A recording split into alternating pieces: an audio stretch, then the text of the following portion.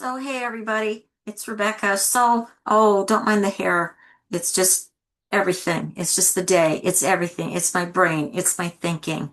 It's come along with me on this journey time. So, I want to do a shout out for a book that I've been reading that I really have fallen in love with. It was recommended by Kristen Day in her book, I'm Not Getting Them Ready for Kindergarten, Breaking Tradition in Early Childhood Education. It was in her resources, and also Richard Cohen. I sat in on a little webinar with Childhood Investigations. He did one recently, The Mind and the Heart. And I really liked, I really like him. I like what he says and how he says it. And it's always a pleasure to hear what he's got going on.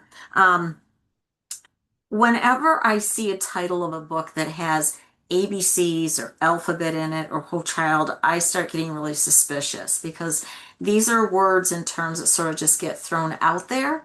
Um, and I don't really know what the intention of that is. But I was delightfully surprised when I started to read The Whole Child Alphabet, How Young Children Actually Develop Literacy by Stacey Benge. And Stacey, I hope I'm pronouncing this correctly, but she's done some great work. She is doing some great work. It's published by Exchange Press, which I like. And one of the chapters that I really appreciated, and when I started reading, I'm like, oh my gosh, here we go. But it wasn't like that at all because she's addressing this strategy and this method called Letter of the Week. And she's doing it with such grace and with so many invitations woven into what she's saying. I was so pleased with the direction that she took that because many of our programs are using Letter of the Week. It's bound into their curriculum. But I do want to address this a little bit on my own because Letter of the Week has been around, that strategy and method has been around for almost 40 years. People, almost 40 years.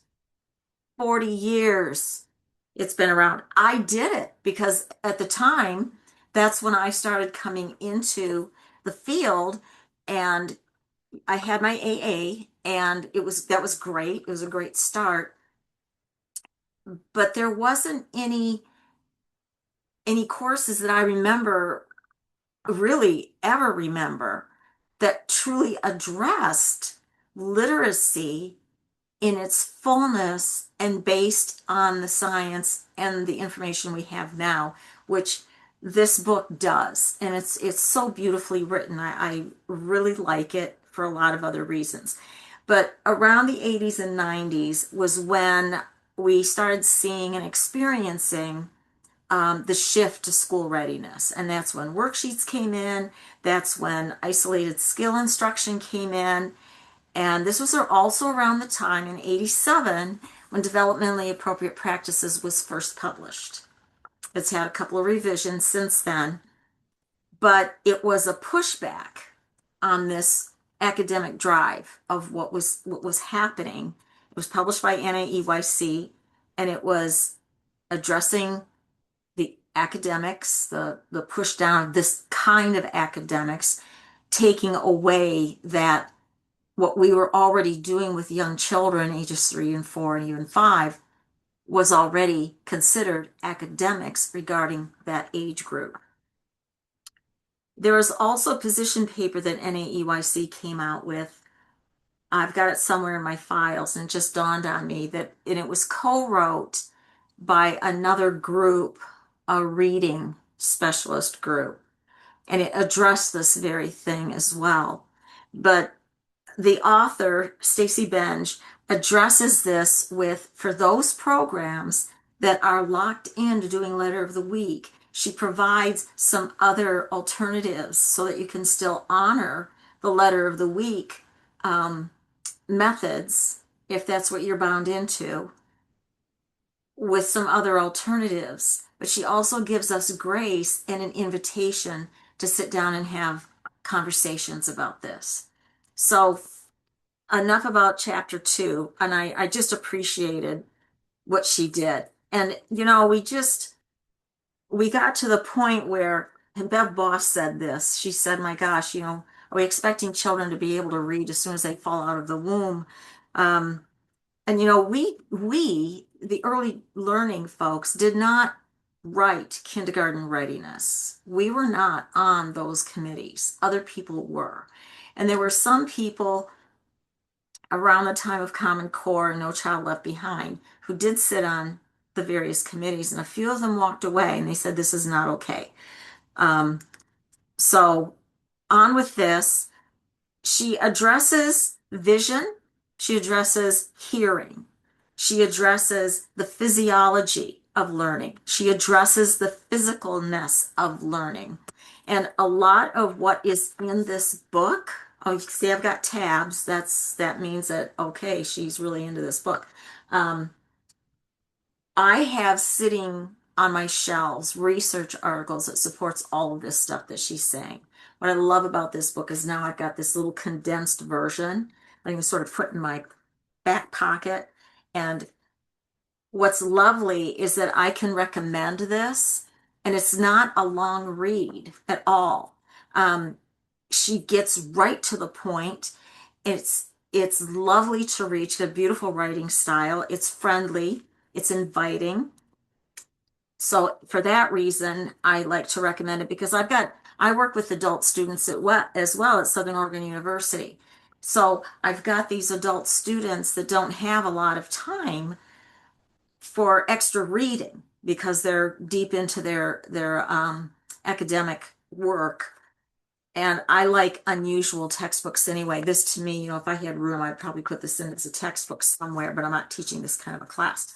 Um, but what I also appreciate is that it addresses play, child-led play, and she talks about what play is and what play isn't. And these are all research points. I mean, if you could see behind the curtain, of course, you can kind of see a little bit over here because I've got my rebounder over there and stacks of things for workshops. So I've got all of this research, but then I'm pulling it from every which way, and here it is, very nicely condensed in this book.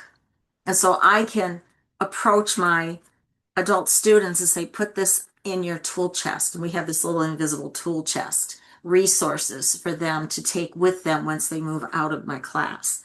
I want them to be equipped with language and resources to be able to address some of these things. But what play is and what play isn't. And she addresses it in the way of how literacy emerges out of the wholeness of child development and being able to be aligned with what we know is appropriate for our kids. And I want to make sure I've got all my sticky notes. I have taken care of that. All right, but also look at the developmentally appropriate practices that NAEYC has published. Understand that some of our strategies and methods have been around for a really super long time. One of the things that Stacey, does at the end of the book, and yes, I'm going to read this part, and if you don't want to hear this, just plug your ears because it's kind of like reading the last part of any book, but that's kind of what I do. I even have an assignment with my adult students saying, read the very last chapter, and then we're going to revisit that at the end of the course and see how you feel differently about it. She says, part of growing as a professional is continually learning and letting your pedagogy evolve. There was a time I believed themes were the only way to go. Me too. I also had my fair share of activities based on letter of the week. Me too. I can even visualize the book that I had that had letter of the week when I was teaching. But when you know better, you do better. As I started attending training sessions and reading countless books, my professional beliefs began to change. This is what I love is that she's inviting us to continue our learning. I know that there's many adult students that get out of college and they never pick up another book again. There are professionals that do not pick up, and I'm not talking about early learning, I'm talking about professionalism across the board. They never pick up a research article, a journal, or another book. Well, that's going to get you a little behind. We are allowed that. We should be doing that. We need to give ourselves permission to be lifelong learners. We talk about, oh, lifelong learning, but we have to model that. We develop and grow as educators. Were my early practices ideal? Not really. Well, neither are mine. We're new at it, you know? We're not going to jump in and know how to do it. It's like practicing to learn how to play the piano. You got to practice, practice, practice. Did I have the best intentions? Absolutely. Did I make changes as my knowledge expanded? You bet. Me too. That is growing as a professional. Everything starts somewhere. And she weaves that theme of everything starts somewhere, including our professional practices. This book is intended to help you grow and move forward. And I believe that, Stacey, I'm really grateful for you. I hope you see this. I'm really grateful for this book and the information that you provide for us as early learning people. We need more voices like this. I'm not going to say we're losing the battle. I'm feeling that there is a shift and we have to be part of that shift. We cannot allow our voices to be drowned out as they were 40 years ago with No Child Left Behind, Common Core, Race to the Top, and standardization. Those things have not served us well.